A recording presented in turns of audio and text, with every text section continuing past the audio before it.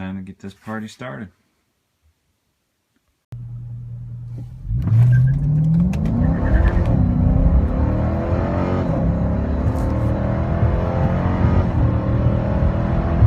Hey guys, it's Burnsies RT. Just got finished with putting my snow tires on for the winter, so now I can have that comfort that when the snow does hit, I'll be prepared. So that is a really nice feeling. I put together just a couple quick snippets of the install. I mean, I didn't feel I needed to do like a huge install on it, but just took a couple quick 5-second blurbs of video here and there. I'll splice them together and throw them at the end of this if you guys are interested in it.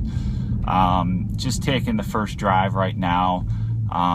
It actually drives pretty nice. It's going to be actually pretty comfortable to drive given the brutal potholes and stuff that I drive through on a regular basis. So that will be really nice.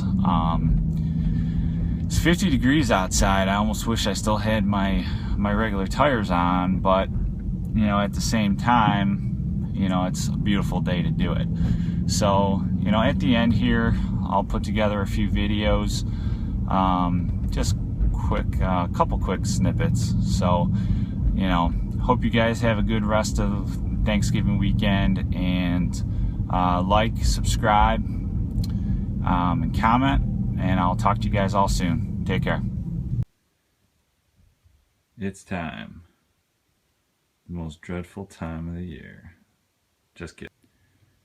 Alright, so here's one of my tires, and what I always do when I take them off the season prior is to label where they were, so I know where they should go for rotational purposes.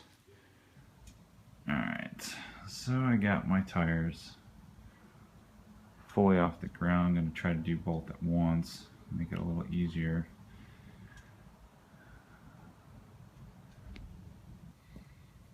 Here's a quick difference of the RSA 2s and my Blizzak snow tires.